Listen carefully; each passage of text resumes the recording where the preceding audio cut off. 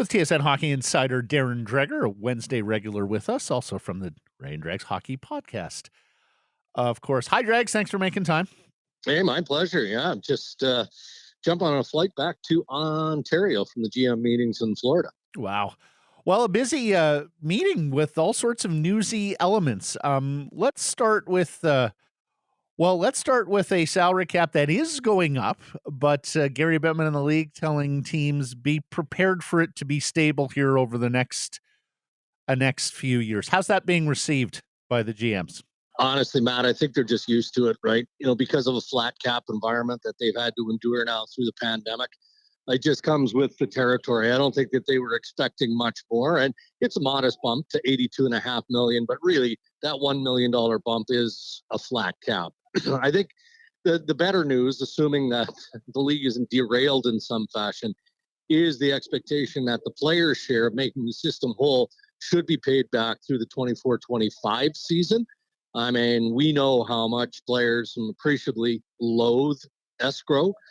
So that's a sign of healthier times. But, again, Commissioner Bettman, Deputy Commissioner Bill Daly were cautious and careful in not putting too much expectation. But that is a real view as long as everything stays status quo and there are no more derailments, health-wise or otherwise, that'll take the league down.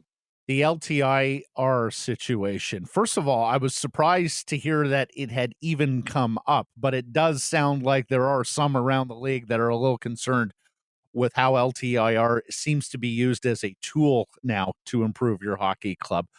What was the upshot? What was your takeaway on that? Well, I would say that 10, maybe 12 general managers have been talking about this for quite some time. And whether or not it's abuse of a loophole, if you will, the NHL would push back at that and say, no, I mean, you have to comply to the salary cap. There's no such thing as cap circumvention.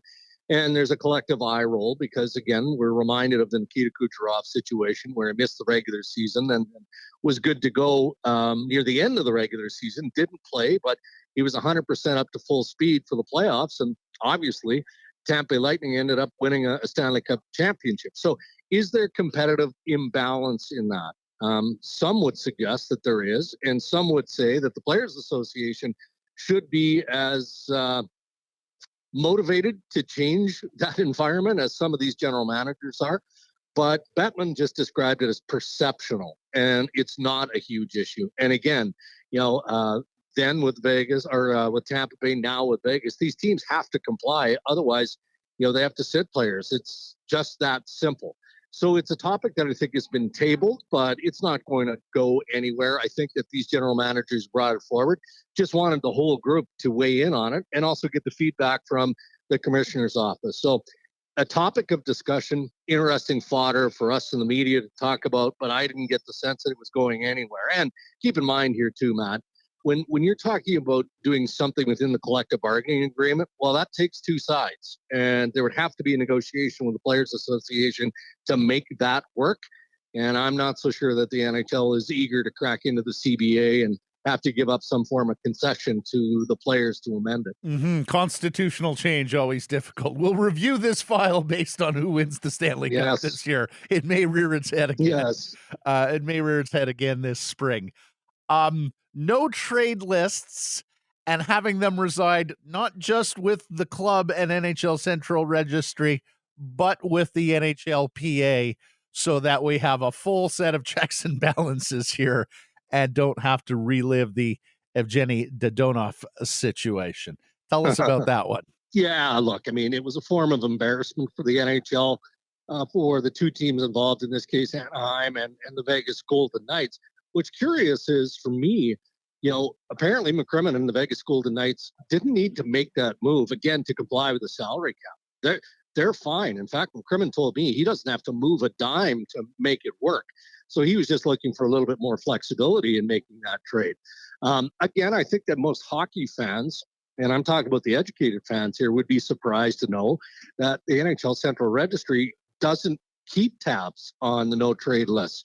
Well, they will moving forward. And that was, again, a discussion with the Players Association with Deputy Commissioner Bill Daly of the NHL at the helm. And this should get rubber stamped in the very near future. So what that means is, all existing contracts with players who have no trade clauses, they'll be inputted. So that data will be collected and it will be held by a central registry and the Players Association. And any new contract that's registered in the future. So if we're looking at free agency or any contract that's extended that includes some form of trade protection, also will be kept in-house. They can't go through this again. Obviously, it was a misstep. I don't think that anyone is finger pointing. Certainly the commissioner's office wasn't willing to say, all right, well, Vegas was to blame, or Ottawa was to blame, or Anaheim should have known, or the agent was to blame. They just simply said it was an oversight, and they've got to make sure it doesn't happen again. I saw player agent Alan Walsh musing that this might mean more leaks. This might mean hockey fans know who's on whose no trade list, where they would accept trades to. I mean, you're the ultimate insider, and we get some of this information anyways, Dregs. Is it a new world order in terms of transparency on these no trade lists going forward? Yeah, for sure. And I can appreciate why the players and the player agents wouldn't want that information to get public. And it will get public. I mean, how do we find out about developing trades? Through multiple sources. Well, now you've just expanded that process by several human beings on both the NHL side and the Players Association side. And I don't know it's going to be a huge deal. I don't think that you're going to see a leverage sway for a player, but it could get awkward, could get uncomfortable. I mean, what if you're a BC-born player, but you don't have any interest in playing in Canada? Well, is the Vancouver fan base going to be upset because the Vancouver Canucks are on the no trade list along with the other 6 Canadian teams? I think that's more why agents like Alan Walsh and others who I've talked to don't like it. We had that exact example yesterday, Dregs. Imagine a great British Columbian player in the Eastern Conference had the Canucks on his no trade and what that would mean. No, it's going to be interesting here, and I guess they're going to have to be a little bit more tactical and at least understand this may get into the public realm when forging these no trade lists.